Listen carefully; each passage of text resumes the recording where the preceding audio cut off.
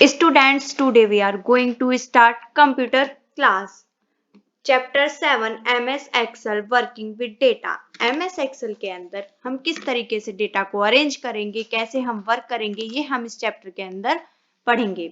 ठीक है, हम प्रीवियस चैप्टर के अंदर पढ़ चुके थे कि एमएस एक्सेल में कौन कौन से ऑपरेटर्स यूज करते हैं, कौन कौन से ऑपरेटर्स लगाते हैं, अर्थमेटिक ऑपरेटर्स कौन कौन से होते हैं, रिलेशनल ऑपरेटर्स कौन कौन से यूज होते हैं और किस तरीके से हम उन्हें यूज करते हैं. ये हम प्रीवियस चैप्टर के अंदर पढ़ेंगे.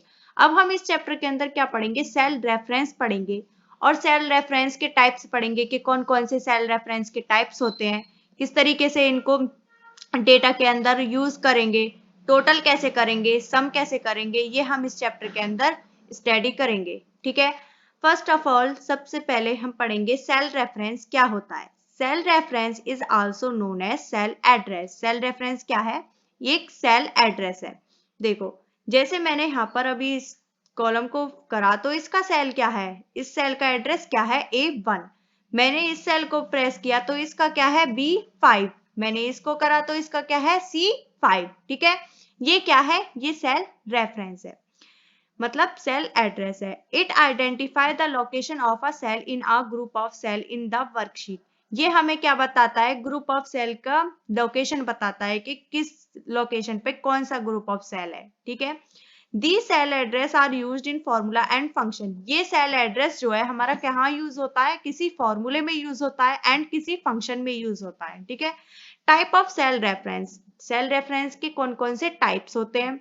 There are three types of cell reference. First is relative cell reference, second is absolute cell reference and third is mixed cell reference. ठीक है, अब हम वन बाय वन इनको डिटेल में पढ़ेंगे. फर्स्ट क्या है हमारा, एब्सोल्यूट सेल रेफरेंस है. ठीक है, सबसे पहले देखो, मैंने किसी भी सेल पर क्या करा, प्रेस करा. अगर मुझे इसके अंदर डेटा फिल करना होगा तो सबसे पहले मैं किसी भी सेल को सेलेक्ट करूंगी. मैंने अभी देखो 11 सेल को सेलेक्ट कर रखा है जिसका एड्रेस क्या है A11. देखो यहाँ शो होकर क्या आ रहा है A11. Name box, name box के अंदर सेल का एड्रेस शो होकर आ रहा है. ठीक है, मैंने इसमें क्या डाला, 4 डाला. ठीक है, मैं मतलब मैंने इसके अंदर क्या कर दी, वैल्यू फिल कर दी, 45 कर दी, PQRST मतलब कुछ भी मैंने इसके अंदर क्या कर दिया, डाल दिया. ठीक है, कोई भी टेक्स्ट लिख सकती हूँ मैं, जैसे कि मैंने यहाँ पे लिख दिया, नेम लिख दिया और नेम में मैंने ABC ये लिख दिए. ठीक है, मैंने ये कोई नेम लिख दिए, किसी का नेम है ये ABC. और कंप्यूटर, कंप्यूटर के अंदर मैंने मार्क्स डाल दिए 5, 10, 15. और ये मैथ्स, मैथ्स के अंदर मैंने 10, 4, 3 डाल दिया. ठीक है, ये क्या है, इसके मार्क्स हैं. अब टोटल, मैं इनका टोटल चाहती हूँ तो मैं कैसे करूंगी टोटल. टोटल करने के लिए मैंने पहले बताया था कि सम फंक्शन का यूज करते हैं. फॉर्मूला क्या होता है इसका, सम. ठीक है, देखो एक सबसे पहले मैंने पहले भी क्लास में बताया था कि इक्वल साइन लगाते हैं हम कोई भी फॉर्मूला लिखने से पहले.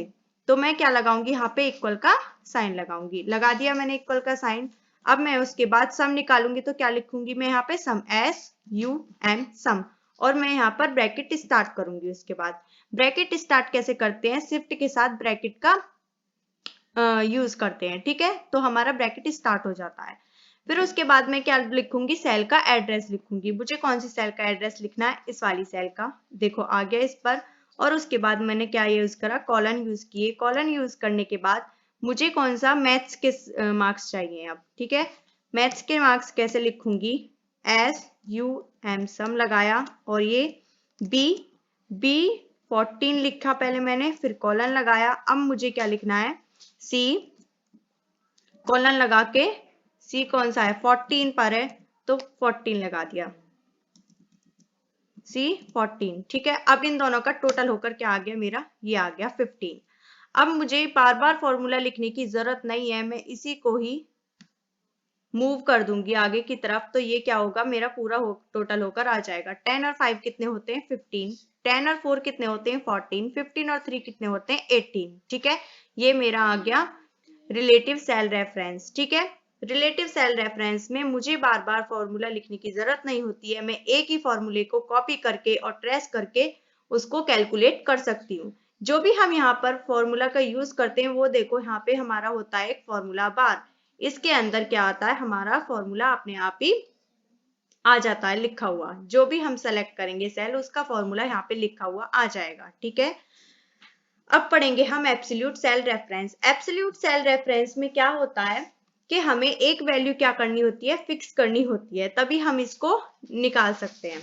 देखो डिस्काउंट है और प्राइस है और ये डिस्काउंट अमाउंट है। 0.15 का क्या कर दिया मैंने, डिस्काउंट लगा दिया कितने रुपीज पर, 50 रुपीज पर। तो मैं कैसे निकालूंगी इसे, इक्वल का साइन लगाऊंगी बी और कौन सी वो है ये रो 19th है। ठीक है, तो 19th लिख दिया। अब क्या करूंगी मैं, मल्टीप्लाई का साइन लगाऊंगी और डॉलर। डॉलर का साइन हमेशा क्यों लगाती हूं मैं, क्योंकि इसलिए लगाती हूं ताकि मैं इसको फिक्स कर सकूं। कोई भी वैल्यू है उसको फिक्स करने के लिए मैं क्या लगाऊंगी, डॉलर का साइन लगाऊंगी। और देखो ये मैंने कर दिया फिक्स। अब देखो इनका क्या आया 7.5। अब मुझे इसमें भी दोबारा फॉर्मूला लिखने की जरूरत नहीं है, मैं इसको भी ऐसे ही यूज करूंगी। ठीक है, ये होता है हमारा एब्सोल्यूट सेल रेफरेंस, जिसमें हमें एक वैल्यू को फिक्स करना होता है।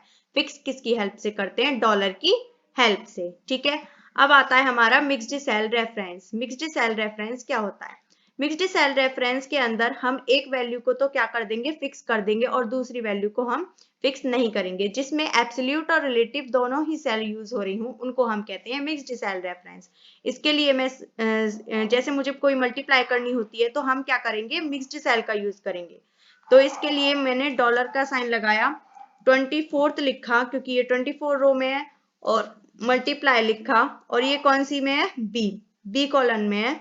और फिर फिक्स करूंगी मैं इसको और क्या लिखूंगी, 23 लिखूंगी। ठीक है,